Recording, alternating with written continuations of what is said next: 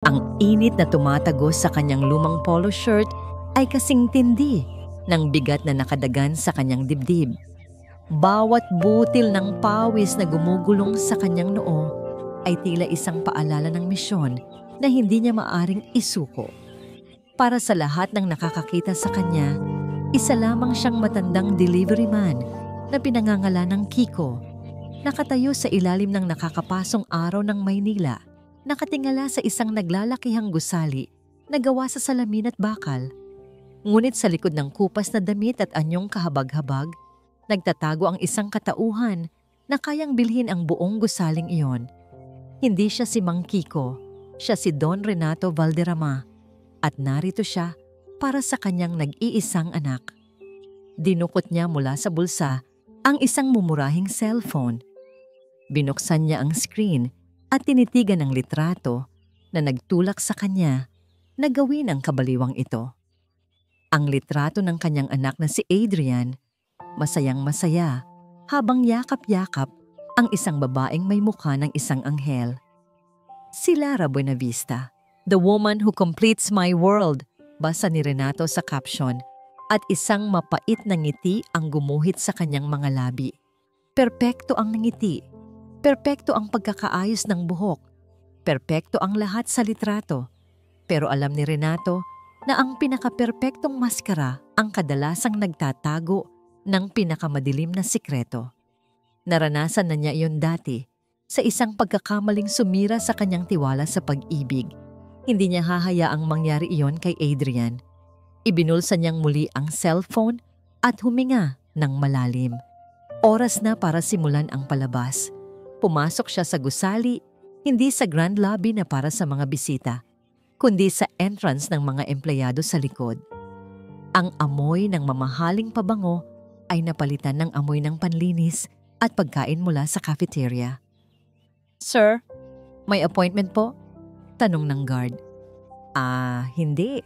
Dito ako para sa interview," sagot ni Renato, gamit ang boses na pinag-aralan niyang maging tunog pagod at simple. Para sa delivery rider. Pinapasok siya sa isang maliit na opisina kung saan isang batang supervisor ang naghihintay. Sinadya ni Renato na iukod ng bahagya ang kanyang ulo, ang postura ng isang taong sanay na tumanggap ng utos. Kiko de la Cruz," sabi niya nang tanungin ang pangalan. Mabilis lang ang interview. Tiningnan ng supervisor ang pekeng papeles ni Renato. Tinanong kung kaya pa ba ng kanyang edad ang magbuhat ng mabibigat na bagay. Sinabi ni Renato na oo. Sanay siya sa hirap. Pagkatapos ng ilang minuto, naririnig niya ang mga salitang hinihintay niya. "Okay, Mang Kiko, pwede ka nang magsimula bukas. Mag-report ka sa akin ng 8:00. Isang simpleng tango lang ang isinagot ni Renato. Ngunit sa loob-loob niya, isang malamig na determinasyon ang nabuo. Ang unang hakbang ay naging matagumpay. Kinabukasan, suot ang asul na uniforme ng kumpanya, nagsimula na si Renato sa kanyang trabaho. Nagpabalik-balik siya sa iba't ibang palapag, naghahatid ng mga dokumento at pagkain. Bawat kilos niya ay may layunin. Ang mapalapit sa opisina ni Lara Buenavista, ang marketing director. Bandang tanghali, dumating ang pagkakataon. May isang package para kay Ma'am Lara Buenavista. Kinuha ito ni Renato at naramdaman niya ang pamilyar na kaba sa kanyang dibdib. Ito na, ang unang paghaharap. Sumakay siya ng elevator patungong 25th floor. Ang bawat palapag na nadadaanan ay tila nagpapabagal sa oras. Pagbukas ng pinto, isang mundo ng karangyaan ang sumalubong sa kanya. Tahimik na mga cubicle, sahig na kumikinang, at sa dulo ng pasilyo, isang pinto na may nakaukit na pangalan, Lara Buenavista Director. Kumatok siya ng 3 beses. "Come in." Isang boses mula sa loob ang sumagot. Matigas at nagmamadali. Dahan-dahan niyang pinihit ang seradura. Nakita niya si Lara, nakaupo sa kanyang malaking mesa, abala sa kanyang laptop. Ang ganda niya sa personal, hindi maipagkakaila. Ang parehong anghel na nasa litrato. "Ma'am, package po para sa inyo, sabi ni Renato. Ang kanyang boses ay magalang. Hindi man lang tumingin si Lara. Itinuro lang niya ang isang sulok ng mesa. Just leave it there. Inilapag ni Renato ang kahon. Naghintay siya. Inaasahan na kahit isang simpleng salamat man lang. Ngunit wala. Patuloy lang si Lara sa kanyang ginagawa na para bang hangin lang si Renato na pumasok sa kanyang opisina. Napabuntong hininga si Renato sa kanyang isip. Tumalikod na siya para umalis. Habang papalabas, narinig niyang nagsalita si Lara sa telepono. Agad na nagbago ang tono nito. Naging malambing, naging matamis. Of course, baby. I miss you too. I can't wait to see you tonight. Napahinto si Renato sa may pintuan. Ang boses na yon, puno ng lambing, ay para sa anak niya. Ngunit pagkatapos niyang marinig ang mga salitang yon, at pagkatapos makita ang malamig na pakikitungo sa kanya kanina, isang bagay ang naging malinaw kay Renato. Si Lara Buenavista ay isang magaling na aktres. At ang anak niya ang manonood na walang kamalay-malay sa entablado. Dahan-dahan niyang isinara ang pinto. Ang tunog ng pag-click nito ay parang isang hatol. Ang laban ay nagsimula na. Malayo sa amoy ng pawis at alikabok sa mundo ni Mang Kiko. Sa loob ng isang marangyang condo unit sa Makati, ang mundo ni Adrian Valderrama ay binubuo ng musika, mamahaling pabango at ng matamis na pananabik. Nakatayo siya sa harap ng kanyang walk-in closet, pumipili ng isusuot para sa kanilang date ni Lara. Kinuha niya ang isang itim na polo shirt at itinapat sa salamin. Masyadong simple. Kinuha naman niya ang isang puting button-down. Masyado namang formal. Napangiti siya sa sarili. Para siyang isang teenager na naghahanda para sa unang date. Kahit na ilang buwan na silang magkasintahan ni Lara. Ganoon ang epekto niya sa kanya. Pinapabata siya nito, pinapasaya, pinapaniwala na posible ang lahat. Sumandal siya sa pader at kinuha ang kanyang cellphone. Tinitigan niya ang kanyang wallpaper. Isang candid shot ni Lara na kuha niya noong nag-beach sila. Nakangiti ito, ang buhok ay nililipad ng hangin at ang mga mata ay kumikinang sa ilalim ng araw. Para kay Adrian, si Lara ang araw. Siya ang liwanag na dumating sa buhay niya noong panahong kailangan niya ito ng lubos. Nag-ring ang kanyang cellphone, isang video call. At tulad ng inaasahan, pangalan ni Lara ang lumabas sa screen. Agad niya itong sinagot. Isang malaking ngiti ang sumilay sa kanyang mukha. Hi baby! Bati ni Lara mula sa kabilang linya. Nasa opisina pa ito, ngunit kahit na may bakas ng pagod sa mukha, ang ganda nito ay hindi nababawasan. I was just thinking about you. Naramdaman ni Adrian ang pag-init ng kanyang mga pisngi. Talaga lang ha? O baka iniisip mo na naman yung mga report mo? Biro niya. Tumawa si Lara. Isang tunog na para kay Adrian ay musika. Siyempre iniisip din kita. I'm rushing to finish everything here para mamaya. Sa'yo lang ang buong atensyon ko. I can't wait, sabi ni Adrian. Ang kanyang boses ay puno ng sinseridad. Miss na kita. Me too, baby. Me too. O sige na, I have to go. See you in a bit. I love you. I love you more. Sagot ni Adrian bago natapos ang tawag. Napabuntong hininga siya, hindi dahil sa lungkot, kundi dahil sa sobrang kaligayahan. Paano siya naging ganito kaswerte? Sa lahat ng babae sa mundo, sa kanya napunta ang isang tulad ni Lara. Sa sobrang pananabik, tinawagan niya ang kanyang matalik na kaibigan na si Marco. O, napatawag ka pare? Ready na sa date niyo ng reyna mo? Bungad ni Marco. Sobra pare. Tumawa si Adrian. Pero hindi lang yan ang dahilan kung bakit ako tumawag. May sasabihin akong importante. Ano yon? Huminga ng malalim si Adrian. Pare, I think she's the one. Magpo-propose na ako sa kanya. Natahimik si Marco sa kabilang linya. Narinig ni Adrian ang pagbuntong hininga nito. Wow! Yun na yon, sigurado ka na ba talaga dyan? Oo naman. Mabilis na sagot ni Adrian. Bakit, may problema ba? Wala naman pare, masaya ako para sa'yo, sabi ni Marco, pero may pag-aalinlangan sa kanyang boses. Ang sa akin lang, siguro, take your time. Ilang buwan pa lang kayo at parang, she seems almost too perfect, you know? Nainis si Adrian sa narinig. That's because she is perfect, pare. Baka inggit ka lang. Hindi sa ganoon. Depensa ni Marco. Nag-aalala lang ako para sa'yo. Basta, mag-iingat ka, okay? Hindi na pinahaba ni Adrian ang usapan. Nagpaalam siya kay Marco, medyo nawala sa mood. Bakit ba ang hirap para sa mga tao na makitang masaya siya? Una ang tatay niya, ngayon naman si Marco. Speaking of his dad, nagpasya siyang tawagan ito. Baka sakaling sa pagkakataong ito, maging mas maluwag ang pakikitungo nito. Dinial niya ang numero ni Don Renato. Dad? Bati ni Adrian nang sagutin nito ang tawag. Adrian, napatawag ka. Sagot ni Renato. Ang boses nito ay pagod at walang emosyon. Kumusta po kayo? I just wanted to check in.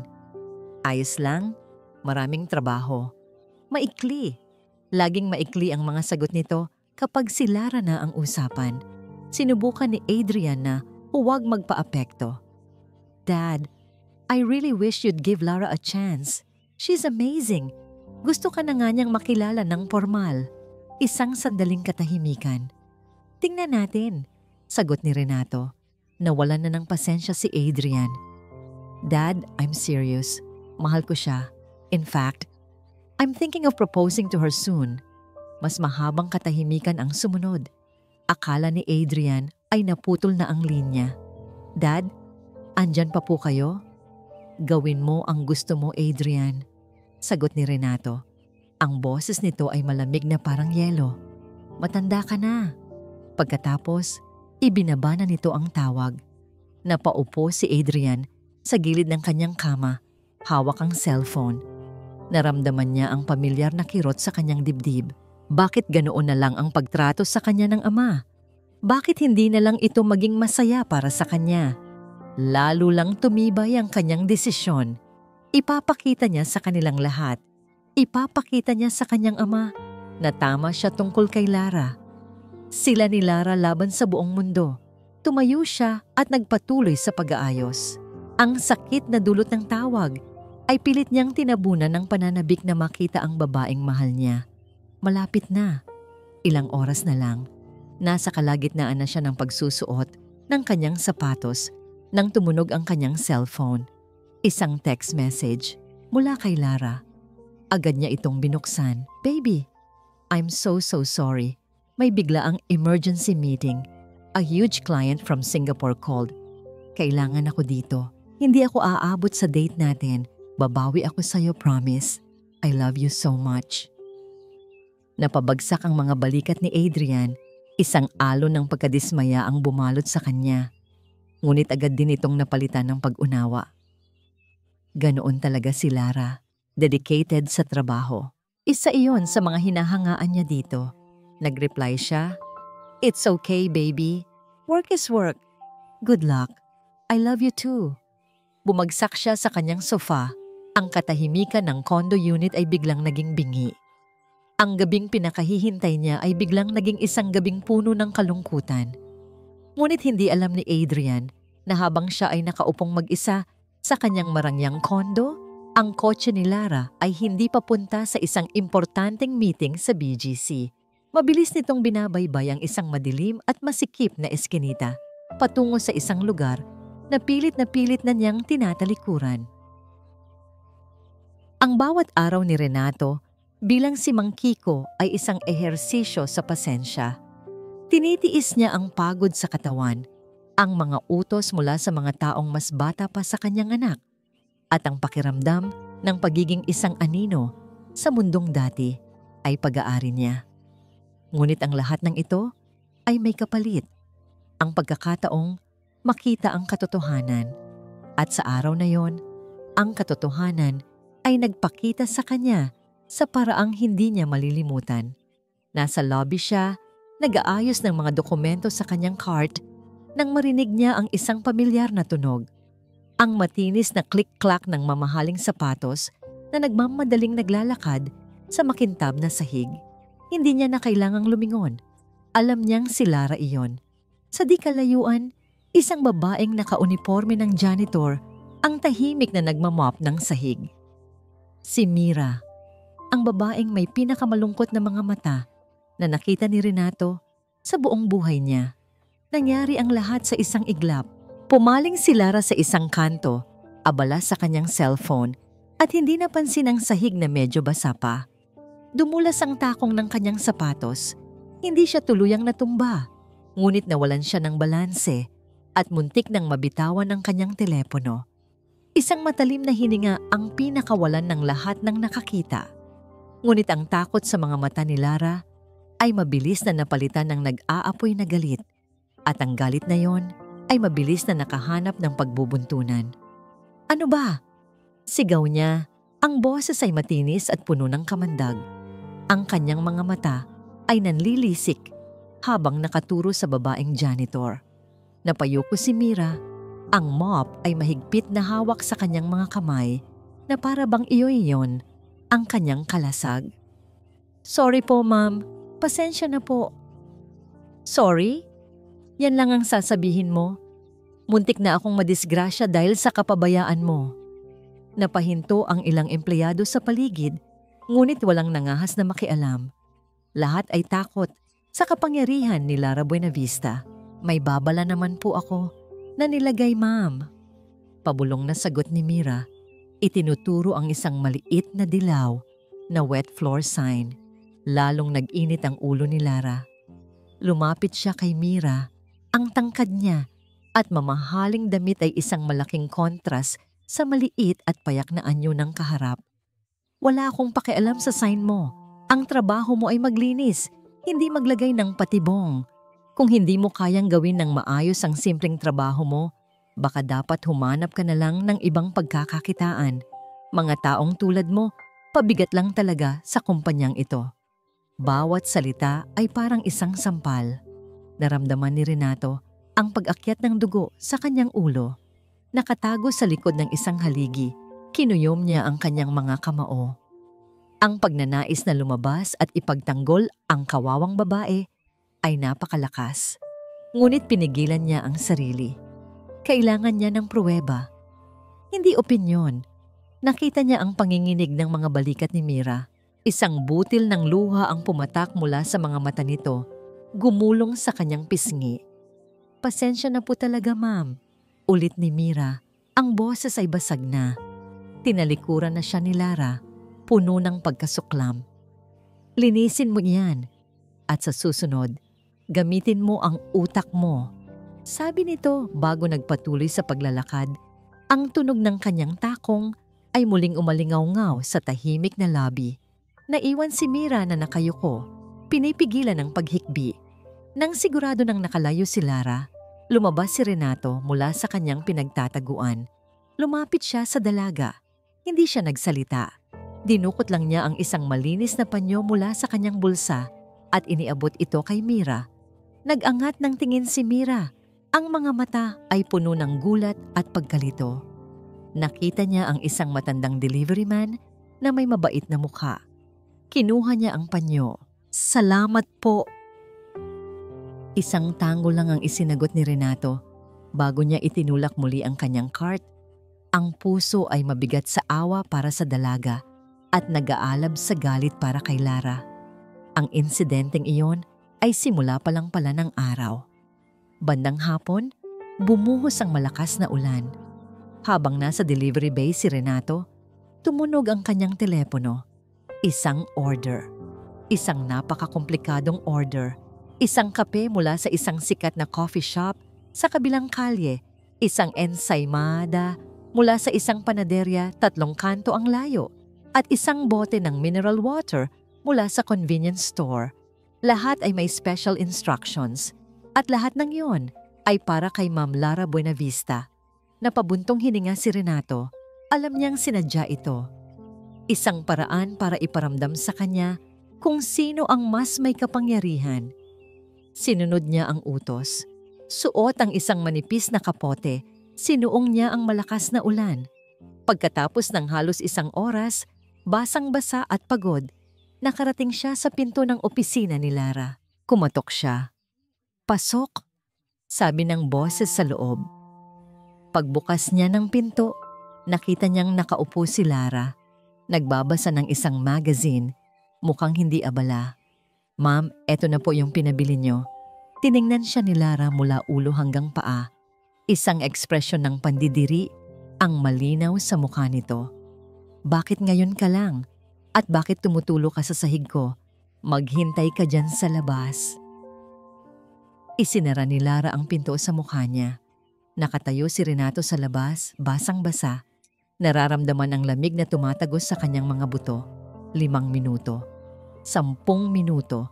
15 minuto siyang naghintay. Sa wakas, bumukas muli ang pinto. Inabot ni Lara ang bayad. Ngunit sa halip na iabot sa kamay niya, binitiwan niya ang mga barya. Klang!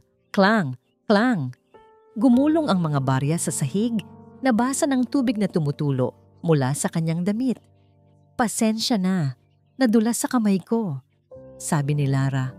Ngunit ang nangisi sa kanyang mga labi ay nagsasabi ng ibang kwento. "Sa'yo na ang sukli." At muli, isinara nito ang pinto. Napayuko si Renato. Tinitigan ang mga baryang nakakalat sa sahig. Ang pagkapagod, ang sakit ng katawan, ang pagyurak sa kanyang dignidad. Halos hindi na niya makayanan. Ngunit bago pa man manaig ang galit, nag-vibrate ang cellphone sa kanyang bulsa. Kinuha niya ito. Iniisip na baka isa na namang utos. Ngunit hindi. Isa itong text message mula sa numerong pinakamahalaga sa kanya sa buong mundo. Mula kay Adrian. Binuksan niya ito. Ang kanyang nanginginig na daliri ay nag-iwan ng bakas ng tubig sa screen. "Dad, I'm throwing a party to formally introduce Lara to our family. I hope you'll come and give her a chance." Nabitawan ni Renato ang kanyang cellphone. Mabuti na lang at nasalo niya ito. Muli niyang binasa ang mensahe habang nakatingin sa nakasarang pinto ni Lara. Isang party, isang pagpapakilala, isang pagkakataon, isang malamig na ngiti ang gumuhit sa mga labi ni Renato. Oo, pupunta siya. At magdadala siya ng regalo, ang regalo ng katotohanan. Ang apartment ni Lara Buenavista ay isang larawan ng tagumpay.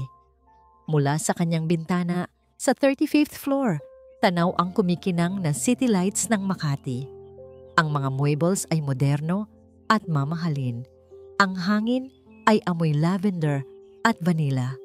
Ito ang buhay na pinangarap niya. Ito ang buhay na nilikha niya mula sa abo ng isang nakaraang pilit niyang sinusunog.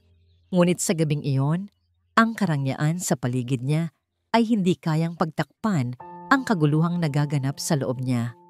Hawak niya ang kanyang cellphone, ang mga daliri ay nanginginig habang nakikipag-usap sa kanyang ina.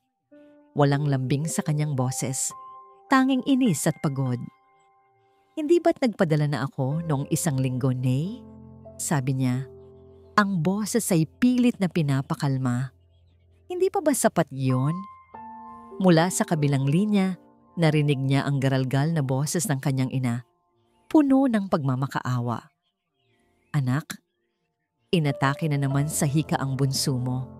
Kailangan siyang maisugod sa ospital. Wala na kaming pera, Lara. Maawa ka." Napapikit si Lara ng mariin. "Maawa ka." Ilang beses na niyang narinig ang mga salitang iyon. Ang mga salitang iyon ang kadenang humihila sa kanya pabalik sa putik na pilit niyang tinatakasan. Lagi na lang may sakit, lagi na lang may kailangan. Bulong niya, mas para sa sarili kaysa sa ina. "Ginagawa ko ang lahat para makaahon tayo dito, Nay, pero parang wala kayong ginawa kundi ang hilahin ako pabalik." "Huwag ka namang magsalita ng ganyan, anak." "Basta!" putol ni Lara, hindi na makatiis. "Magpapadala ako. Bukas, ibaba ko na to." Hindi na niya hinintay ang sagot. Pinatay niya ang tawag at ibinato ang cellphone sa malambot na sofa. Nagsimula siyang maglakad-lakad sa sala. parang isang hayop na nakakulong sa gintong hawla. Binuksan niya ang isang drawer sa ilalim ng kanyang coffee table. Hindi ito naglalaman ng mga libro o magazine. Ang laman nito ay ang kanyang totoong buhay. Mga resibo ng money transfer, mga sulat na humihingi ng tulong, isang lumang litrato ng pamilya niya sa harap ng isang barong-barong. Ito ang sikreto niya. Ang cancer na pilit niyang itinatago sa ilalim ng kanyang perpektong balat. Kinuha niya ang kanyang laptop at binuksan ang kanyang social media profile. Doon, nakangiti siya sa isang yate, umiinom ng champagne. Nakangiti siya sa Paris, sa tabi ng Eiffel Tower. Nakangiti siya habang yakap si Adrian, ang kanyang perpektong prinsipe.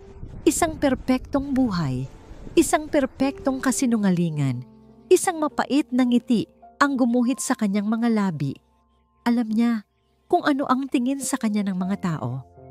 Isang babaeng maswerte, isang babaeng mayaman, isang babaeng nasa kanya na ang lahat. Kung alam lang nila. Ang tingin niya ay napunta sa kanyang kamay, sa kumikinang na diamanting singsing na bigay ni Adrian. Hinaplos niya ito. Hindi ito simbolo ng pag-ibig para sa kanya. Ito ay isang susi. Isang susi sa kaligtasan. Ang kasal kay Adrian, ang magiging huling hakbang para tuluyan ng isara ang pinto sa kanyang nakaraan. Hindi niya hahayaang may sumira nito. Kahit ang sarili niyang pamilya, gagawin niya ang lahat para makuha ang gusto niya. Lahat. Ding-dong! Napapitlag siya sa tunog ng doorbell. Sino naman kaya ito? Nag-order siya ng pagkain kanina pa, pero dapat ay iniwan lang iyon sa lobby. Sumilip siya sa intercom. Nakita niya ang isang lalaking naka-uniforme ng delivery man. Kumunot ang noo niya. Sino yan? Tanong niya sa intercom. Ang boses ay mataray. Delivery po, ma'am. Para sa inyo. Inis niyang pinindot ang button para bumukas ang pinto. Inayos niya ang kanyang damit at binuksan ang pinto ng bahagya. At doon, tumambad sa kanya ang isang pamilyar na mukha. Ang matandang delivery man kanina, si Mang Kiko. Nakatayo ito sa labas ng kanyang pinto. Hawak ang isang paper bag. Ang damit nito ay medyo basa pa rin dahil sa ulan. Sa isang kamay, hawak nito ang isang mumurahing cellphone na mukhang mas luma pa sa kanya. Isang kakaibang kaba ang biglang gumapang sa dibdib ni Lara. May kung anong mali. Hindi niya maintindihan. Bakit parang may iba sa paraan ng pagtingin sa kanya ng matandang ito? Ang mga mata nito, hindi ito mga mata ng isang ordinaryong delivery man. Parang tumatagos ito sa kanyang kaluluwa, na para bang nakikita nito ang lahat ng dumi at sikretong itinatago niya. Kinilabutan siya. Akin na, sabi niya. Inagaw ang paper bag mula sa kamay nito. Hindi niya ito binigyan ng tip. Hindi niya ito pinasalamatan. Isinara niya ang pinto. Nang mabilis, ang puso niya ay biglang kumakabog ng malakas. Sumandal siya sa pinto at napahawak sa kanyang dibdib. Bakit siya kinakabahan? Isa lang siyang hamak na matandang delivery man. Isang langaw na dapat ay hindi niya pinapansin. Ngunit habang nakatayo siya sa katahimikan ng kanyang perpektong apartment, hindi niya maialis sa kanyang isipan ang mga matang yon. Ang mga matang tila nang huhusga. Ang mga matang tila may alam. Kinabukasan, sinubukan ni Lara na iwaksi ang kakaibang pakiramdam na iniwan ng paghaharap nila ni Mang Kiko. Isinubsob niya ang sarili sa trabaho, sa mga meeting, sa mga tawag sa telepono. Siya si Lara Buenavista, ang matagumpay na marketing director. Wala siyang panahon para sa mga walang kwentang paranoia. Bandang hapon, may importante siyang kliyente na galing Singapore. Kailangan niyang makuha ang deal na ito. Ito ang magpapatunay sa lahat, lalo na sa pamilya Valderrama, na karapat-dapat siya para kay Adrian. Nagkita sila sa isang mamahaling coffee shop sa lobby ng gusali. Suot niya ang kanyang pinakamagandang damit. Ang kanyang nangiti ay perpektong nakaensayo at ang kanyang mga salita ay piniling mabuti. Our company's vision aligns perfectly with yours, Miss Chen, sabi niya. Ang boses ay puno ng kumpiyansa. We don't just sell products. We sell a lifestyle. Mukhang humanga si Mr. Chen. Tumango-tango ito. Mukhang kumbinsido na. Malapit na. Malapit na niyang makuha ang kontrata. Habang nagpapaliwanag si Lara, sa gilid ng kanyang mata, may nakita siyang isang pamilyar na anino. Isang lalaking nakaasul na uniforme, nagtutulak ng isang cart na puno ng mga dokumento. Si Mang Kiko, dumaan ito malapit sa kanilang mesa. Nagtama ang kanilang mga mata sa isang saglit. Nakita niya ang parehong tingin. Ang tinging tumatagos sa kanyang maskara. Biglang nag-init ang kanyang ulo. Anong karapatan ng matandang ito na tingnan siya ng ganyan sa harapan ng kliyente niya? Sino ba siya sa akala niya? Isang masamang ideya ang biglang pumasok sa kanyang isip. Isang paraan para ipaalala sa matandang ito kung saan ito lulugar. Hawak niya ang kanyang mainit na tasa ng kape. Nagkunwari siyang may kukunin sa kanyang bag. Sa isang kalkuladong kilos, bigla siyang tumayo at sinadyang bumangga sa cart na tulak ng matanda. Crash! Ang tasa ay nahulog mula sa kanyang kamay. Ang mainit na kape ay sumaboy. Hindi sa sahig, kundi direkta sa braso at kamay ni Renato. Aray! Isang hindi sinasadyang daing ang kumawala sa bibig ni Renato. Naramdaman niya ang matinding paso. Ang likido ay tumagos sa kanyang manggas. Lahat ng tao sa paligid ay napatingin. Si Mr. Chen ay napatayo sa gulat. Miss Buenavista, are you okay? Si Lara, sa halip na mag-alala para sa nasaktang matanda, ay umarte na para bang siya ang biktima. Napahawak siya sa kanyang dibdib. Oh my goodness, I'm so sorry Mr. Chen. This clumsy man, he wasn't looking where he was going. Tumingin siya kay Renato. Hindi na may pandidiri, kundi may purong galit. Ang kanyang boses ay malamig at walang anumang bakas ng pag-aalala. Ano ba? Hindi ka ba tumitingin sa dinadaanan mo? Tingnan mo ang ginawa mo. Nakatitig lang si Renato sa kanya. Ang sakit sa kanyang braso ay napalitan ng isang malamig na galit. Nakita niya ang lahat ng malinaw. Ang pagkalkula sa mga mata ni Lara bago ito tumayo. Ang sinadyang pagbangga. Ang pekeng pagkagulat. Ito na. Ito na ang huling patak. Tumabi ka nga sa dinadaanan ko. Sabi ni Lara, ang boses ay mahina, ngunit puno ng pagbabanta para lang silang dalawa ang makarinig. Your an eyesore. Pagkatapos, tinalikuran niya si Renato na parang isang basurang nakakalat sa sahig. Bumalik siya sa mesa, ngumiti ng matamis kay Mr. Chen. I'm terribly sorry for that interruption, Mr. Chen. Now, where were we? Naiwan si Renato na nakatayo doon. Ang basag na tasa at basang sahig ay saksi sa kanyang kahihiyan. Naramdaman niya ang mga mapanuring tingin ng mga tao. Ang mga bulungan. Ngunit hindi niya iyon pinansin. Habang pinipigilan niya ang sakit sa kanyang braso, isang tao ang lumapit sa kanya. Sir, okay lang po kayo? Nag-angat siya ng tingin.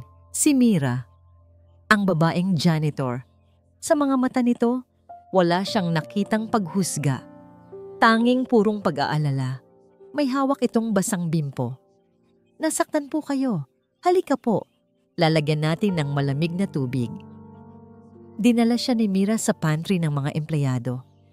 Maingat nitong binuksan ang gripo at hinayaang dumaloy ang malamig na tubig sa namumulang balat ni Renato. Ang simpleng kabaitan na yon, sa gitna ng lahat ng kasamaan na nasaksihan niya, ay parang isang patak ng ulan sa isang tigang na lupa.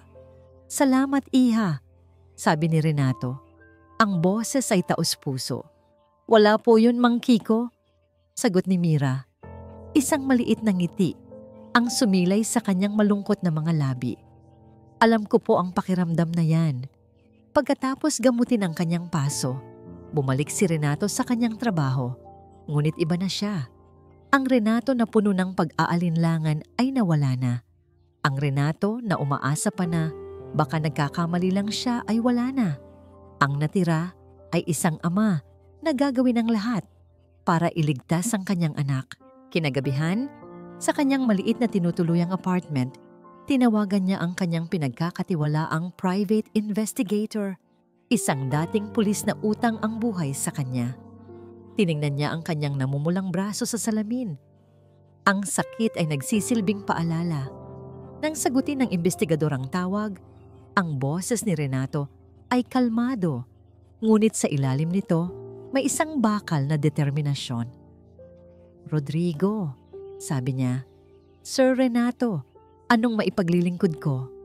"I have a new assignment for you," sabi ni Renato. Ang kanyang mga mata ay nakatitig sa sariling refleksyon. "I want you to investigate the past of a woman named Lara Buenavista. Dig deep. I want to know everything. Her family, her finances, where she came from, everything." Isang sandaling katahimikan. "May problema po ba, sir?" Tinitigan ni Renato ang paso sa kanyang braso. "Oo, Rodrigo," sagot niya.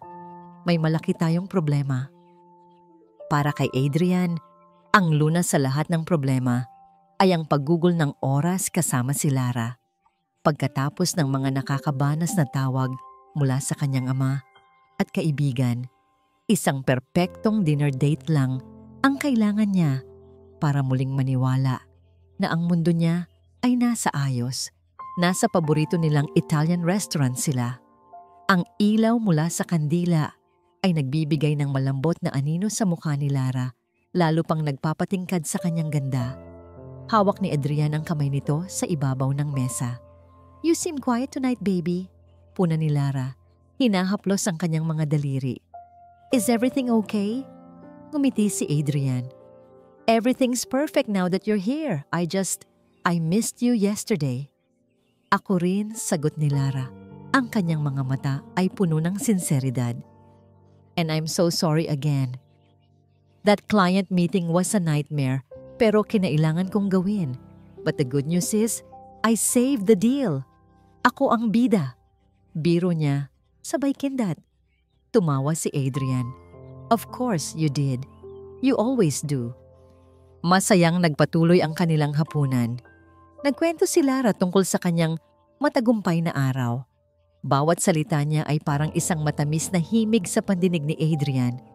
Ito ang babaeng papakasalan niya. Matalino, ambisyosa at maganda.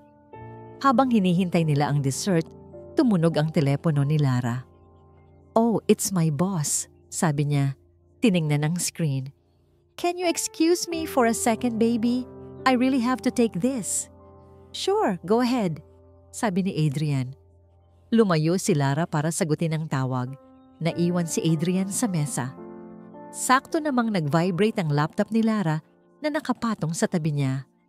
Isang email notification ang lumabas sa screen. Galing ito sa boss ni Lara. Ang subject, Singapore Client Debrief.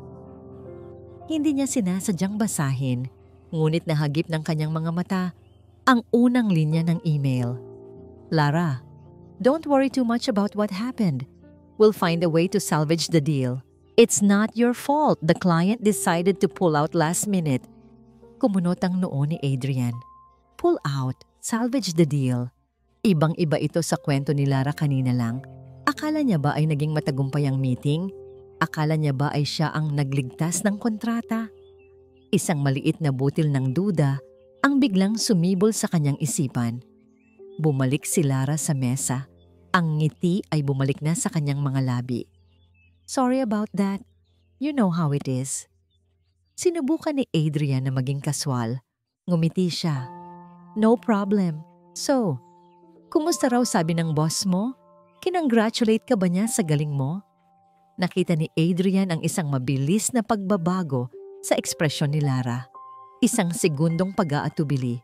Isang segundong pagkalito. Bago ito muling napalitan ng isang matamis ng ngiti. Oo naman. He was very happy. Kaya nga baka ma-promote na ako. Pagmamalaki niya. Doon na naramdaman ni Adrian ang isang bagay na hindi pa niya naramdaman dati. Isang malamig na espasyo sa pagitan nila. "Ganon ba?" sabi niya. Pilit pinapasigla ang boses. Akala ko kasi, I accidentally saw the email on your laptop. It said the client pulled out. Natigilan si Lara. Ang ngiti sa kanyang mukha ay naglaho. Napalitan ito ng isang matigas na ekspresyon. Why were you reading my emails, Adrian? Tanong niya. Ang boses ay biglang naging malamig. I wasn't. Nag-pop up lang sa screen. Depensa ni Adrian. I was just confused. Napabuntong hininga si Lara at umirap. Pero mabilis niyang binawi ito. Hinawakan niyang muli ang kamay ni Adrian. Ang kanyang mga mata ay biglang naging malambot at malungkot. Baby, I'm sorry. Sabi niya. Ang boses ay nagbabalik sa pagiging malambing. That was an initial email. Matagal nang na-resolve iyan. I told you I saved the deal. Hindi ko lang sinabi sa'yo ang buong kwento kanina kasi ayokong ma-stress ka sa problema ko. Ayokong sirain ang date natin. Tinitigan ni Adrian ang mga mata ni Lara. Gusto niyang maniwala. Kailangan niyang maniwala. You don't trust me? Tanong ni Lara. Ang kanyang labi ay bahagyang nakapout. Agad umiling si Adrian. Naramdaman niya ang isang matinding pagkakasala. No, of course not. I trust you. I'm sorry. Siguro napapraning lang ako. Ngumiti si Lara. Ang tensyon ay nawala na. It's okay. I understand. Ngunit habang tinititigan niya ang perpektong mukha ni Lara, sa kauna-unahang pagkakataon, naramdaman ni Adrian na para siyang nakatingin sa isang magandang pader. Isang pader na hindi niya kayang pasukin. Pag-uwi nila sa kondo ni Adrian, pilit niyang iwinaksi ang nangyari. Niyakap niya si Lara. Nilanghap ang pamilyar na pabango nito. Ito ang mahalaga. Ang nararamdaman niya kapag kasama niya ito. Umuwi si Lara makalipas ang ilang oras. Naiwan muli si Adrian sa katahimikan ng kanyang espasyo. Pinipilit niyang alisin sa isip ang sinabi ni Marco at ang lamig sa boses ng kanyang ama. Papunta na sana siya sa kanyang kwarto para matulog nang mapansin niya ang isang bagay sa ilalim ng kanyang pinto. Isang malaki, kulay brown na sobre. Walang pangalan ang nagpadala. Walang anumang marka. Kinabahan siya. Dahan-dahan niya itong pinulot. Magaan ito. Nanginginig ang mga kamay niya habang binubuksan ito. Sa loob, may isang bagay lang. Isang piraso ng litrato. Nang makita niya kung ano ito, naramdaman niya ang paghinto ng kanyang paghinga. Nasa litrato si Lara, pero hindi ito ang Lara na kilala niya. Ang buhok nito ay magulo. Ang mukha ay walang kolorete at puno ng inis. Ang suot ay isang simpleng t-shirt. Nakatayo siya sa isang masikip at maruming eskinita sa harap ng isang bahay na gawa sa yero. At may iniaabot siyang pera sa isang matandang babae na mukhang pagod na pagod sa buhay. Ang paraan ng pag-abot niya ng pera ay hindi puno ng pagtulong. Ito ay puno ng galit at pagkasuklam. Nabitawan ni Adrian ang litrato. Tila ba may lason ito? Napaurong siya, napasandal sa pader. Ang dibdib niya ay sumisikip. Sino ito? Sino ang babae sa litrato? Ito ba ang parehong Lara na nagsabing galing ito sa isang komportable na pamilya sa probinsya? Ito ba ang parehong Lara na nagsabing wala na siyang malapit na kamag-anak sa Maynila? Pinulot niyang muli ang litrato. Tinitigang mabuti ang mga mata. Ang galit sa mga matang yon. Iyon ang mga matang nakita niya kanina sa restaurant. Ang mga matang nakita niya sa isang saglit nang tanungin niya ito tungkol sa email. Isang malamig na takot ang gumapang sa kanyang buong katawan. Isang tanong ang umalingaw-ngaw sa kanyang isipan. Isang tanong na pilit niyang tinatakbuhan, ngunit ngayon ay sumisigaw na para gisingin siya. Sino nga ba talaga ang babaeng minamahal niya? Ilang araw ang lumipas. Ang bawat araw para kay Renato ay isang pagtitiis. Nagpatuloy siya sa kanyang pagpapanggap, sa kanyang pagmamasid. Ngunit ngayon, ang kanyang pagmamasid ay may kasama ng isang malamig na katiyakan. Naghihintay na lang siya. Isang gabi, habang nag-aayos siya ng kanyang mga gamit para umuwi, Tumunog ang kanyang telepono. Isang unregistered number. Ngunit alam niya kung sino ito. Rodrigo? Sagot niya. Sir Renato? Sabi ng boses sa kabilang linya. Nasa email niyo na po ang initial report. Hindi na nag-aksaya ng panahon si Renato. Pagdating sa kanyang tinutuluyang apartment, agad niyang binuksan ang kanyang laptop. At doon, sa kanyang inbox, naroon na ang katotohanan, nakasulat sa itim at puti. Ang report ay detalyado. Ang totoong pangalan ni Lara ay hindi Buenavista. Ito ay Barrientos. Ang kanyang ama ay isang magsasaka na namatay sa sakit. Ang kanyang ina ay labandera. May 3 siyang kapatid. Lahat ay umaasa sa kanya. Ang pamilya nila ay baon sa utang. Bawat linya na binabasa ni Renato ay nagdaragdag sa larawan ng isang babaeng desperada. Isang babaeng handang gawin ang lahat para takasan ang buhay na kinamumuhian niya. Nakaramdam siya ng isang bahagyang awa. Ngunit agad itong natabunan ng pagkasuklam. Hindi kahirapan ang kasalanan ni Lara. Ang kasalanan niya ay ang kanyang panlilinlang at ang kanyang kalupitan sa mga taong itinuturing niyang mas mababa sa kanya. Isinara niya ang laptop. Ang puso ay mabigat. Ang bigat ng katotohanan. Ang bigat ng desisyon na kailangan niyang gawin. Napagod, tumayo siya at lumapit sa isang lumang baul sa sulok ng kanyang silid. Ilang taon na niya itong hindi binubuksan. Ito ang kanyang kahon ng mga alaala. Ang mga piraso ng kanyang nakaraan na hindi kayang bilhin ng pera. Dahan-dahan niyang itinaas ang takip. Ang amoy ng lumang papel at natuyong kahoy ay bumalot sa kanya. Sa loob, naroon ang mga sulat mula sa kanyang yumaong asawa. Bago pa man niya nalaman ang mga lihim nito, ang unang sapatos ni Adrian at isang maliit na kahon. Kinuha niya ang kahon.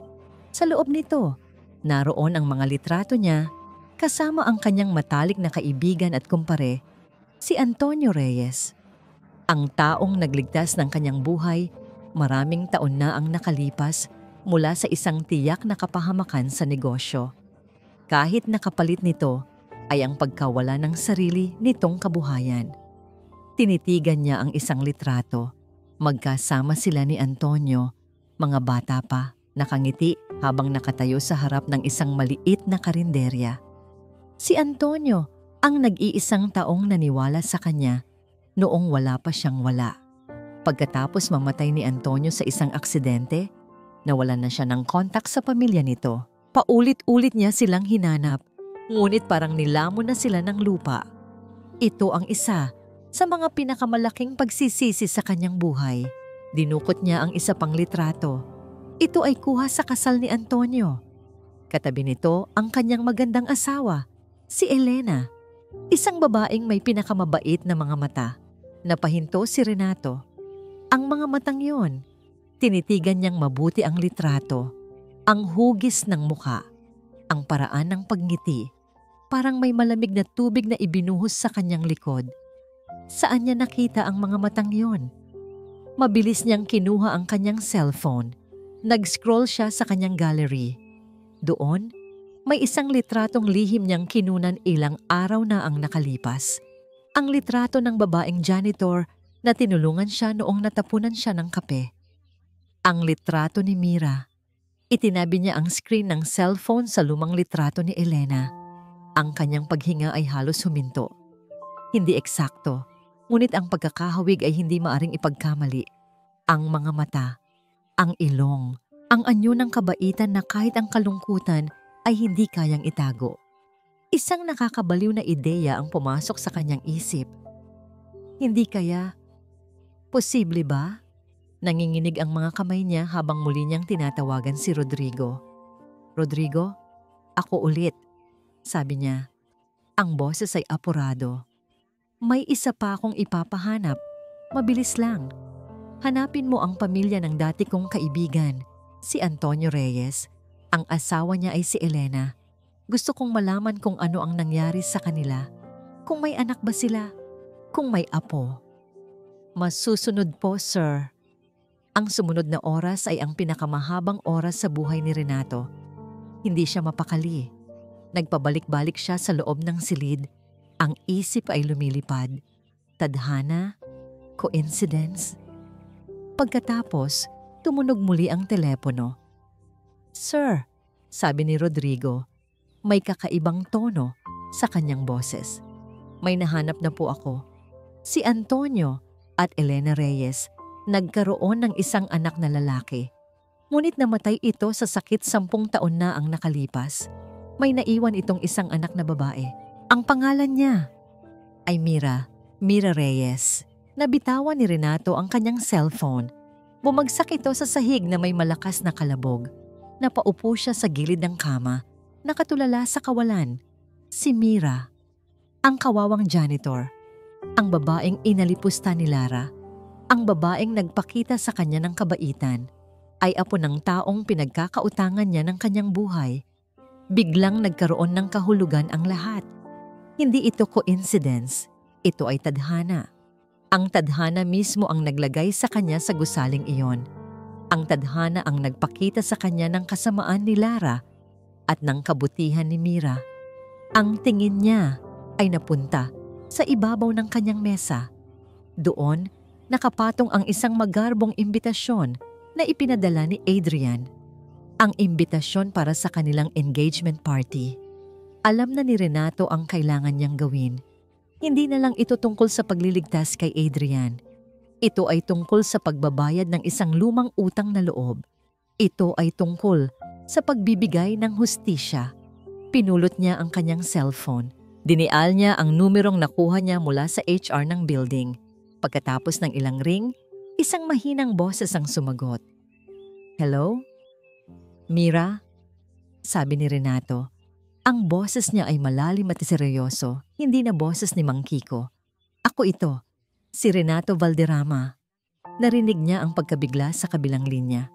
"Sir, paano niyo po?" "Wala nang panahon para magpaliwanag," putol ni Renato. "Kailangan ko ang tulong mo at kailangan kong pumunta ka sa isang lugar. Ang presensya mo sa party na ito ay mas importante kaysa sa inaakala mo." Hindi nakatulog si Adrian ng gabing iyon. Ang litrato ay nakapatong sa kanyang bedside table, parang isang halimaw na nagbabantay sa kanyang pagtulog.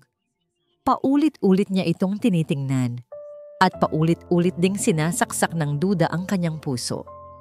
Hindi niya nakaya. Ang hindi pagkakaalam ay mas masakit pa kaysa sa pinakamasamang katotohanan. Kinaumagahan, bago pa man sumikat ang araw, nagmaneho siya papunta sa apartment ni Lara. Hindi siya nag-abiso, hindi siya tumawag. Kailangan niya itong makita. Kailangan niyang makita ang reaksyon nito. Nagulat si Lara nang makita siya sa pinto. Nakasuot pa ito ng robe. Ang buhok ay magulo pa. Sa isang saglit, nakita ni Adrian ang babae sa litrato. Walang kolorete. Simple, totoo. "Adrian, baby, anong ginagawa mo dito ng ganito kaaga? May problema ba?" tanong ni Lara. Ang boses ay puno ng pag-aalala. Hindi sumagot si Adrian. Pumasok lang siya sa loob. Isinara niya ang pinto. "Lara, I need you to be honest with me," sabi niya. Ang boses ay seryoso. Walang bakas ng lambing na dati laging naroon. Kumunot ang noo ni Lara. "Tungkol saan?" Inilabas ni Adrian ang litrato mula sa kanyang bulsa at iniabot ito sa kanya. "Tungkol dito." Ang pagbabago sa mukha ni Lara ay mabilis, ngunit hindi ito nakaligtas sa mga mata ni Adrian. Nakita niya ang pagkasindak, ang gulat, ang takot. Bago ito mabilis na napalitan ng isang maskara ng pagkalito. "Ano to?" tanong ni Lara. Tinitingnan ang litrato na para bang ngayon lang niya ito nakita. "Saan mo nakuha to? Are you having me followed, Adrian?" Sinubukan ni Lara na ibaling ang usapan na gawing si Adrian ang may kasalanan. Ngunit sa pagkakataong ito, hindi nagpatinag si Adrian. "That doesn't matter," mariing sabi niya. "Ang tanong, sino ang kasama mo dito? Nasaan ang lugar na ito? At bakit ganyan ang itsura mo?" Tinitigan ni Lara ang litrato. Pagkatapos, dahan-dahan siyang nag-angat ng tingin kay Adrian. At sa pag-angat ng kanyang mga mata, nakita ni Adrian ang isang bagay na tuluyang nagpaguho sa kanyang depensa. Luha. Nagsimulang mamasa ang mga mata ni Lara. Ang kanyang mga labi ay nanginig.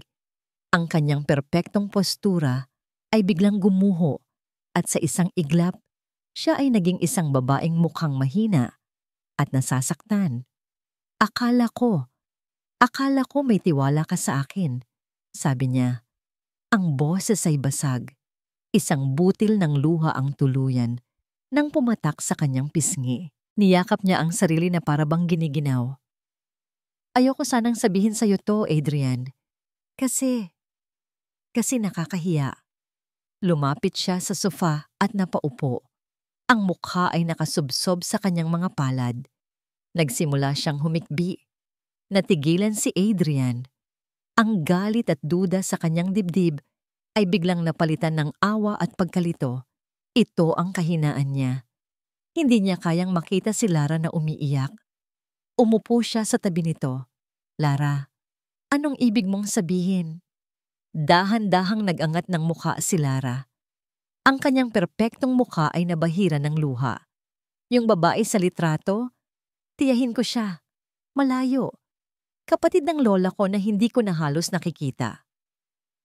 Huminga siya ng malalim, na parabang ang bawat salita ay napakasakit sabihin.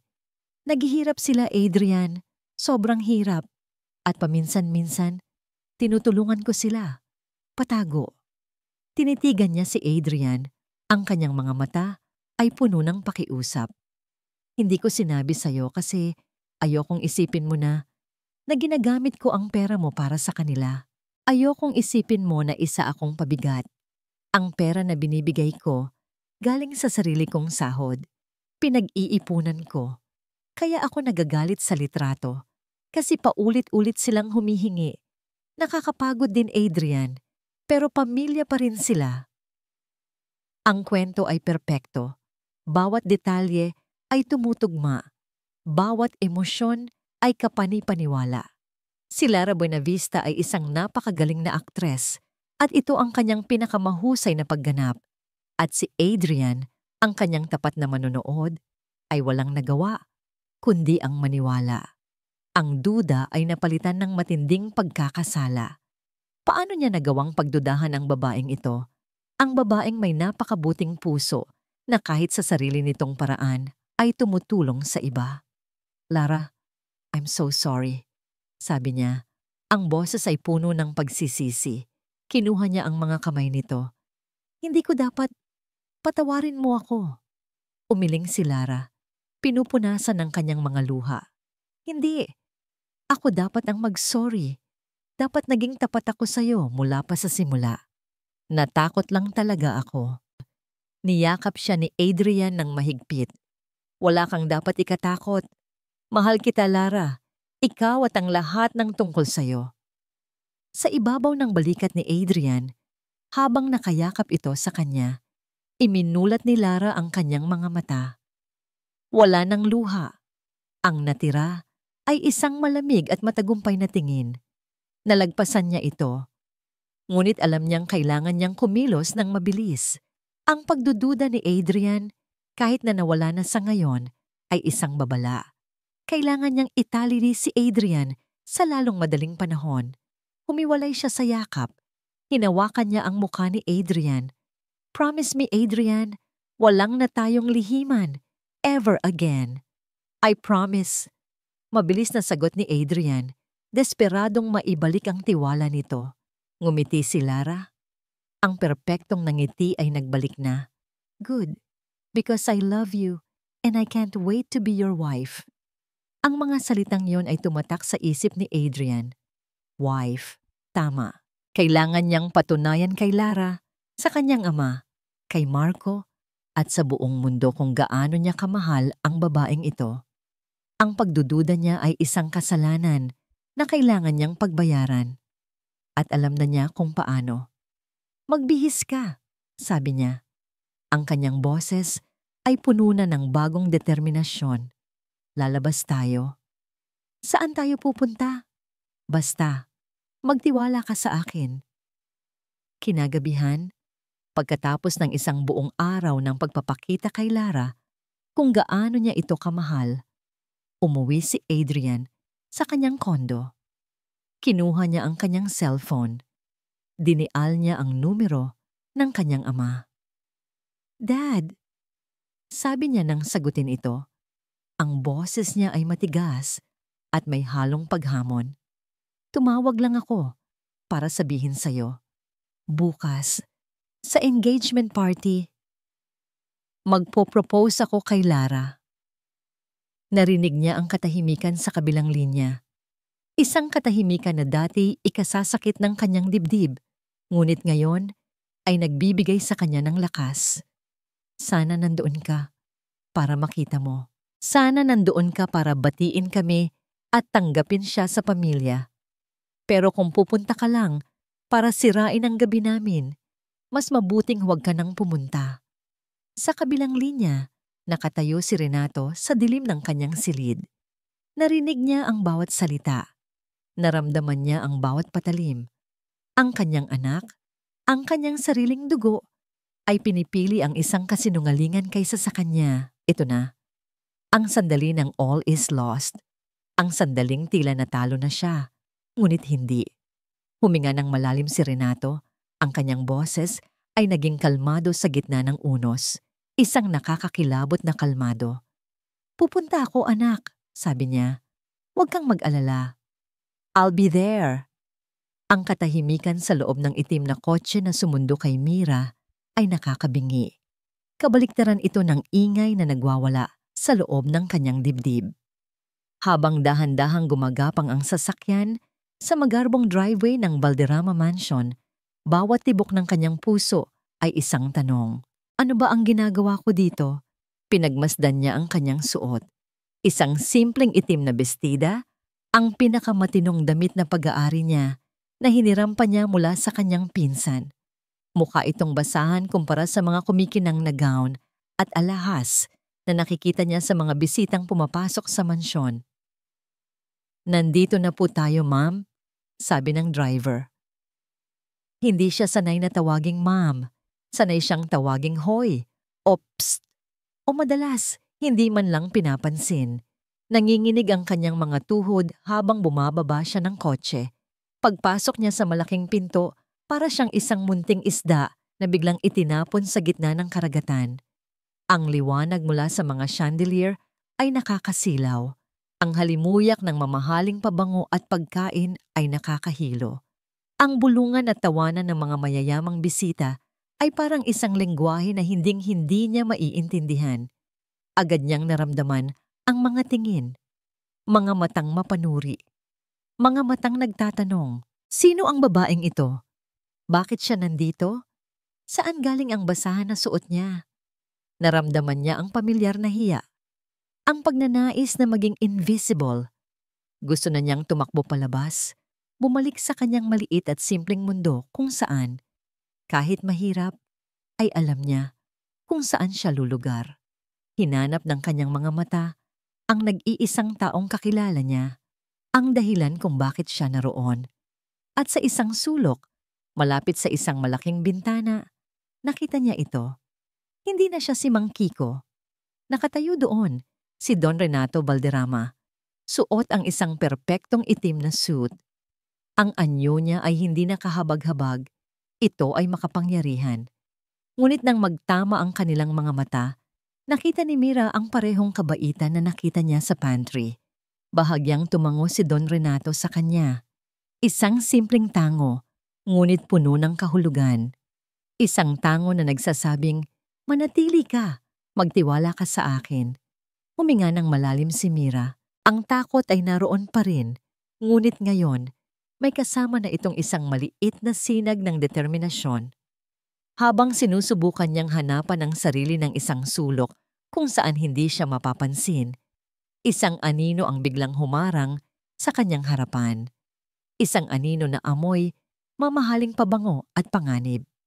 "Well, well, look what we have here," sabi ng isang pamilyar at malamig na boses. Nag-angat ng tingin si Mira at ang kanyang puso ay tila bumagsak sa kanyang sikmura. Si Lara Buenavista, mas maganda ito ngayon kaysa dati. Ang suot nitong pulang gown ay para bang apoy na nagbabadyang manunog. Ang mga labi nito ay nakangiti, ngunit ang mga mata ay hindi. Ang mga mata nito ay puno ng pagkasuklam. Hindi ko akalain na nag-iimbita na pala sila ng tagalinis sa ganitong klaseng party. Sabi ni Lara, ang boses ay mahina, para lang sila ang makarinig. Ngunit bawat salita ay parang lasong tumatagos sa balat. O baka naman napadaan ka lang para mag-collect ng basura? Naramdaman ni Mira ang paglamig ng kanyang mga kamay. Ang kanyang lalamunan ay natuyo. Inimbitahan po ako. Yun lang ang salitang nagawa niyang isatinig. Tumawa si Lara, isang tawang walang kagalakan. Talaga? Sino namang baliw ang mag-iimbita sa'yo? Huwag kang mag-alala. Hindi ka magtatagal dito. Sa likuran ni Lara, nakita ni Mira si Adrian. Papalapit ito sa kanila. Ang lalaking dahilan ng lahat ng ito. Ang lalaking minamahal ng babaeng umaapi sa kanya. Nakita ni Adrian si Mira. Nakita niya ang pagkalito sa mukha nito. Malinaw na nakikilala siya nito bilang ang janitor sa kanilang building. Ngunit sa halip na magtanong, isang bahagyang awkward na ngiti lang ang ibinigay nito sa kanya. Isang magalang na tango bago ibinaling ang buong atensyon kay Lara. Para kay Adrian, si Mira ay parte lang ng muebles. Isang aninong hindi mahalaga. Ang simpleng kilos na yon ay mas masakit pa kaysa sa lahat ng masasakit na salita ni Lara. "Excuse us," sabi ni Lara, hinila si Adrian palayo. Iniwan si Mira na nakatayong mag-isa sa gitna ng karamihan. Para siyang isang lobo na napapaligiran ng mga lobo. Biglang dumilim ang paligid. Isang spotlight ang tumutok sa isang maliit na entablado. Umakyat si Adrian, hawak ang isang mikropono. Natahimik ang lahat. "Good evening, everyone." Simula ni Adrian, ang boses ay nanginginig sa pananabik. "Thank you all for coming. Tonight is a very special night." Ang tingin nito ay napunta kay Lara, na nakatayo sa harap ng entablado, nakangiti na parang isang reyna. "There is a woman here tonight who changed my world. She is smart, she is beautiful, she is kind." Habang nagsasalita si Adrian, naramdaman ni Mira ang pagtigil ng mundo. Ito na ang sinasabi ni Don Renato. Nakita niya si Adrian na bumaba ng entablado. Dahan-dahan itong lumakad palapit kay Lara at sa harap ng daan-daang tao, sa harap ni Don Renato, sa harap ni Mira. Dahan-dahang lumuhod si Adrian Valderrama. Ang katahimikan sa loob ng Grand Ballroom ay halos solid, kayang hiwain ng kutsilyo. Ang lahat ng mga mata ay nakatutok sa eksena sa gitna. Si Adrian, nakaluhod, hawak ang isang maliit na kahon na naglalaman ng isang kumikinang na singsing. At si Lara, ang mga kamay ay nakatakip sa kanyang bibig sa isang perpektong pagganap ng pagkagulat at kaligayahan. Ang puso ni Renato ay bumibigat sa bawat segundong lumilipas. Ito na ang huling pagkakataon. Kung hahayaan niyang maisuot ang singsing na yon, tapos na ang lahat. Lara Buenavista, nagsimula si Adrian. Ang kanyang boses ay puno ng emosyon. "Will you?" Hindi na niya natapos ang sasabihin. Isang boses ang pumunit sa katahimikan. Isang boses na kalmado ngunit may bigat ng awtoridad na hindi maaaring baliwalain. "Tumigil ka, Adrian." Lahat ng ulo ay lumingon sa pinanggalingan ng boses. Doon, sa gilid ng silid, dahan-dahang humakbang pasulong si Don Renato. Ngunit hindi siya ang Don Renato na nakilala ng karamihan sa mga bisita. Hindi siya ang makapangyarihang business tycoon. Nakasuot pa rin siya ng suit, ngunit sa ibabaw nito, isinuot niya ang isang pamilyar na kasuotan. Ang kupas na asul na uniforme ng deliveryman. Sa kanyang ulo, ipinatong niya ang isang luma at gasgas na helmet. Bulungan. Pagkalito. Ano ang ibig sabihin nito? Isang biro ba? Si Adrian ay napatayo. Ang mukha ay puno ng hindi makapaniwalang galit. Dad, what is this? What are you doing? Sinasabi ko na nga ba, sisirain mo ang gabing ito. Hindi pinansin ni Renato ang kanyang anak. Ang kanyang mga mata ay nakatutok lamang sa iisang tao. Kay Lara. Nakita ni Renato ang pagbabago sa mukha nito. Ang nangiti ay naglaho. Ang kulay sa kanyang mga pisngi ay nawala. Ang kanyang mga mata ay nanlaki sa isang emosyon na hindi maipagkakaila ni Renato. Purong takot. Nakilala siya nito. Hindi bilang si Don Renato, kundi bilang si Mang Kiko. Anong kalokohan ito, Tito? Pilit na tumawa si Lara. Sinusubukang bawiin ang kontrol sa sitwasyon. Is this some kind of a joke? Joke? Ulit ni Renato, ang kanyang boses ay malamig. Dahan-dahan niyang hinubad ang helmet. Pagkatapos, hinubad niya ang uniforme. Inihagis ito sa sahig na para bang isang maruming basahan. Sa ilalim, naroon ang kanyang mamahaling suit. Ang pagbabago mula kay Mang Kiko, pabalik kay Don Renato ay nakakagulat. Sa tingin mo ba, ang pagyurak sa dignidad ng isang tao ay isang joke? Naglakad siya papunta sa isang malaking projector screen sa likod ng entablado na kanina lang ay nagpapakita ng mga litrato ni na Adrian at Lara. May ibinigay siyang senyas sa isang technician sa likod. At biglang, ang screen ay umilaw. Ang unang lumabas ay isang video, malabo. Tila kuha mula sa isang nakatagong kamera. Ngunit ang mga tao at ang mga boses ay malinaw. Ito ang eksena sa lobby. Si Lara, sumisigaw. Si Mira, umiiyak. Kung hindi mo kayang gawin ng maayos ang simpleng trabaho mo, baka dapat humanap ka na lang ng ibang pagkakakitaan. Mga taong tulad mo, pabigat lang talaga sa kumpanyang ito. Isang kolektibong paghinga ng pagkagulat ang narinig mula sa mga bisita. Si Lara ay namutla na parang papel. Umiling siya, nakatingin kay Adrian. Adrian, baby, that's not... Pinuputol nila. It's edited. Ngunit bago pa man makapagsalita si Adrian, isa pang video ang lumabas. Ang eksena sa labas ng opisina ni Lara. Ang tunog ng mga baryang bumabagsak sa sahig. Pasensya na. Nadulas sa kamay ko. Sa'yo na ang sukli. Ang nanggisi sa mukha ni Lara sa video ay hindi maipagkakaila. Ang bulungan ay naging isang malakas na ugong. Ang mga bisita na kanina lang ay humahanga kay Lara ay nakatingin na sa kanya ngayon ng may pagkasuklam. Dad, stop it!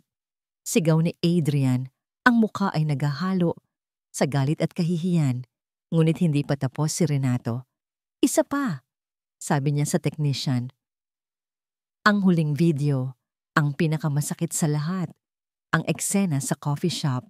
Nakita ng lahat kung paano sinadyang ibangga ni Lara ang kanyang sarili sa cart. Nakita nila kung paano natapon ang mainit na kape sa braso ng matanda. At narinig nila ang kanyang mga salita. Tumabi ka nga sa dinadaanan ko. You're an eyesore. At sa video na yon, sa unang pagkakataon, nakita ng lahat kung sino ang matandang delivery man na iyon. Ang ama mismo ni Adrian. Ang buong silid ay sumabog sa gulat. Si Adrian ay napatingin mula sa screen, papunta kay Lara, papunta sa kanyang ama. Ang kanyang mundo, ang kanyang perpektong mundo, ay gumuho sa harap ng kanyang mga mata. Ang singsing ay nahulog mula sa kanyang nanginginig na kamay, gumulong sa sahig, at nawala sa dilim. Si Lara ay hindi na makapagsalita. Nakatayo lang siya doon, nanginginig, na para bang isang estatwang gawa sa yelo na unti-unting natutunaw. Ang lahat ng kanyang kasinungalingan, lahat ng kanyang pagpapanggap ay nasunog sa liwanag ng katotohanan. Ngunit sa gitna ng kanyang pagkawasak, Isang desperadong ideya ang nabuo sa kanyang isip. Isang huling, makamandag na bala. Nag-angat siya ng tingin, hindi kay Adrian, hindi kay Renato, kundi sa isang tahimik na anino sa gilid ng silid. Bigla siyang sumigaw. Ang kanyang boses ay matinis at puno ng pagkasira ng ulo. Itinuro niya ang nanginginig na si Mira. Siya, kasalanan niya ang lahat. Ang lahat ng mata ay napunta ngayon kay Mira. Binalak niya ito. Inggit siya sa akin. Gusto niyang sirain ang buhay ko. Gusto niyang agawin sa akin si Adrian. Ang akusasyon ni Lara ay binitin sa hangin. Mas nakakabingi kaysa sa katahimikan na sinundan nito. Lahat ng tingin ay parang mga kutsilyong tumusok kay Mira na napaurong na parabang sinampal. Si Adrian, nagulong-gulo pa rin ang isip, ay napatingin kay Mira. Ang babaeng janitor. Ang babaeng halos hindi niya pinapansin. Paano siya nasali dito?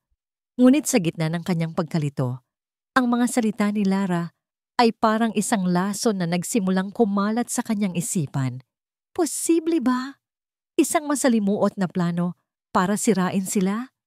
Ang takot at kahihiyan ay maaaring maging sanhi ng paghahanap ng sino mang masisisi. At sa sandaling iyon, si Mira ang naging pinakamadaling target. Anong sinasabi mo, Lara? Tanong ni Adrian.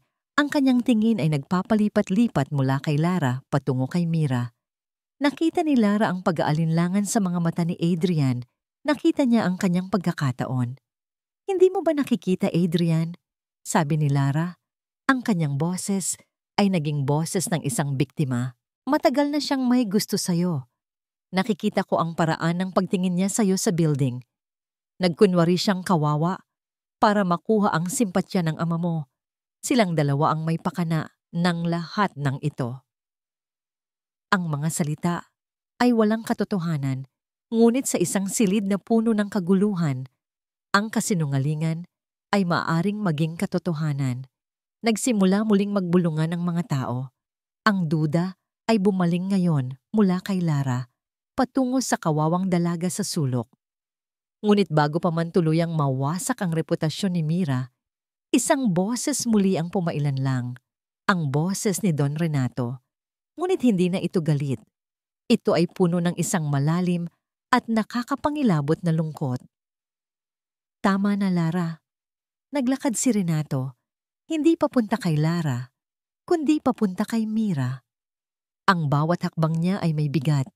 Huminto siya sa tabi ng nanginginig na dalaga. Ngunit hindi niya ito tiningnan. Ang kanyang mga mata ay nakatuon sa buong silid, sa bawat bisita, at higit sa lahat, sa kanyang sariling anak. Inaakusahan mo ang babaeng ito ng inggit? Tanong ni Renato. Ang kanyang boses ay umalingaw-ngaw. Inaakusahan mo siya ng pagnanais na agawin ang isang bagay na hindi naman talaga sayo. Huminga siya ng malalim. Hayaan ninyong ipakilala ko sa inyo kung sino talaga ang babaeng ito. Inilagay ni Renato ang kanyang kamay sa balikat ni Mira, isang kilos ng proteksyon at paggalang. Ang pangalan niya ay Mira Reyes, isang simpleng pagpapakilala, ngunit pagkatapos ay sinundan ito ng mga salitang babago sa lahat. At siya ang nag-iisang apo ni Antonio Reyes. Ang pangalan ay walang kahulugan sa karamihan ng mga bisita. Ngunit sa mga matatagal ng kasosyo at kaibigan ng mga Valderrama, ang pangalang iyon ay parang isang kulog. Nakita ni Adrian ang pagbabago sa mukha ng kanyang mga tiyuhin at tiyahin. Pagkagulat, pag-alala. Para sa mga hindi nakakakilala, nagpatuloy si Renato. Ang kanyang tingin ay bumaling kay Adrian. Si Antonio Reyes, ang matalik kong kaibigan, ang kumpare ko, ang taong sumugal ng lahat ng meron siya para iligtas ang kumpanyang ito mula sa pagkalugi. Maraming taon na ang nakalipas. Ang Valderrama Corporation ay hindi magiging kung ano ito ngayon kung hindi dahil sa kanya. Ang kanyang boses ay nanginig sa emosyon. Utang ko sa kanya ang buhay na meron tayo ngayon, Adrian. Utang nating lahat sa kanya. Tumingin siya kay Mira ng may pagmamahal na parang isang tunay na lolo. Ilang taon kong hinanap ang kanyang pamilya para masuklian ang kanilang kabutihan. Hindi ko sila mahanap, ngunit tila ang tadhana na mismo ang gumawa ng paraan. Dinala niya ako sa parehong gusali, kung saan tahimik na nagtatrabaho ang kanyang apo, nagtitiis ng pang-aapi mula sa mga taong hindi man lang karapat-dapat na magpunas ng kanyang sapatos. Ang bawat salita ay isang pako sa kabaong ng mga kasinungalingan ni Lara. Ang kanyang huling desperadong pag-atake ay hindi lang pumalpak. Ito ay naging isang sandata na sumira sa kanya ng tuluyan. Ang pag-akusa sa apo ng isang bayani ng pamilya Valderrama ay isang kasalanang hindi mapapatawad. Ang lahat ng hangin ay tila nawala sa katawan ni Lara. Ang kanyang mga balikat ay bumagsak. Ang kanyang muka ay walang emosyon. Talo na siya. Talo na talo. Walang sinabi. Walang isa pang salita. Dahan-dahan siyang tumalikod. At sa gitna ng nakakabinging katahimikan, naglakad siya palayo. Bawat hakbang ay mabigat. Ang kanyang pulang gown ay parang isang mantsa ng dugo sa sahig. Naglakad siya palabas ng ballroom, palabas ng mansyon, palabas sa buhay na pinangarap niya, dala ang bigat ng kanyang sariling pagkawasak. Naiwan si Adrian na nakatayo sa gitna, na para bang isang estatwang naiwan sa isang nagibang templo. Ang kanyang utak ay hindi pa rin kayang iproseso ang lahat. Ang kanyang perpektong anghel ay isang demonyo.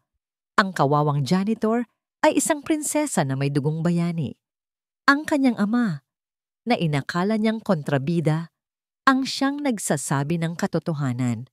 Ang kanyang mga mata ay napunta kay Mira, ang babaeng inakusahan ng kanyang dating kasintahan, ang babaeng hindi niya kailanman binigyan ng pansin.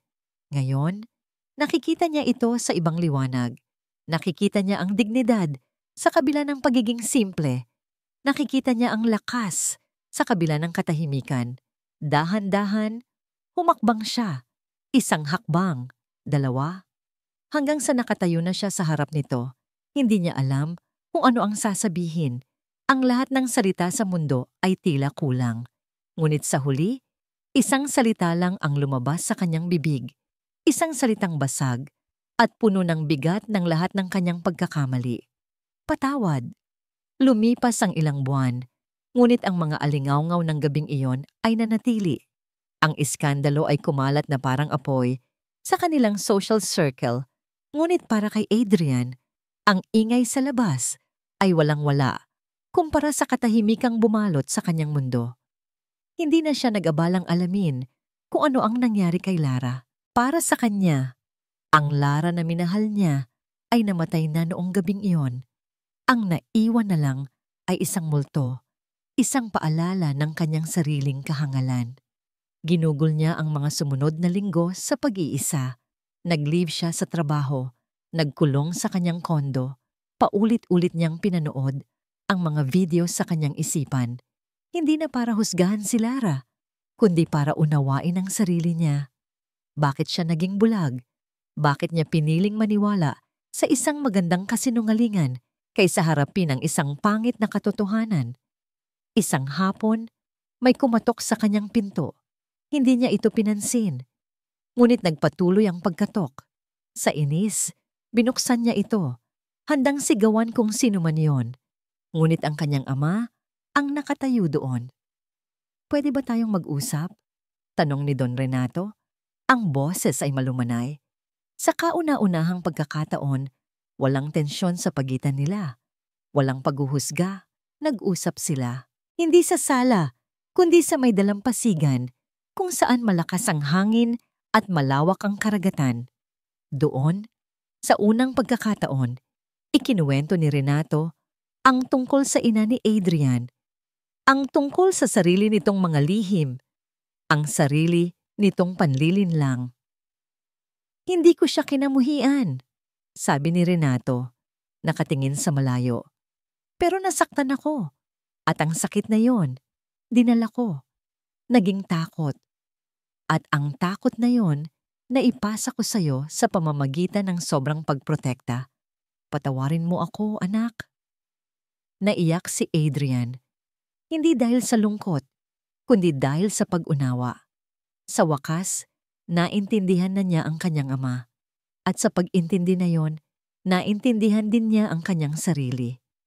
Hindi niyo po kasalanan, Dad, sabi ni Adrian. Kasalanan ko. Dahil natakot akong mag-isa. Niyakap ng ama ang kanyang anak. Sa ilalim ng malawak na kalangitan, ang sugat sa pagitan nilang dalawa ay nagsimulang maghilom. Ang paghilom ay isang proseso at alam ni Adrian na may isa pa siyang kailangang gawin. Isang linggo pagkatapos noon, nagmaneho siya papunta sa isang pamilyar na masikip na eskinita. Ang parehong eskinita na nasa litrato. Natagpuan niya ang bahay ni Mira. Maliit ito, gawa sa pinagtagpi-tagping yero at kahoy, ngunit malinis ang bakuran. Nakita niya si Mira sa labas, tinutulungan ng isang matandang babae, ang kanyang ina, na magsampay ng damit. Hindi siya lumapit para manligaw. Lumapit siya para magpakumbaba. Mira, tawag niya. Nagulat si Mira nang makita siya, ngunit walang galit sa mga mata nito, tanging pag-aalala. Gusto ko sanang tumulong, sabi ni Adrian.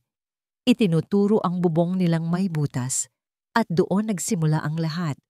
Hindi sa isang magarbong date, kundi sa pag-aayos ng isang sirang bubong.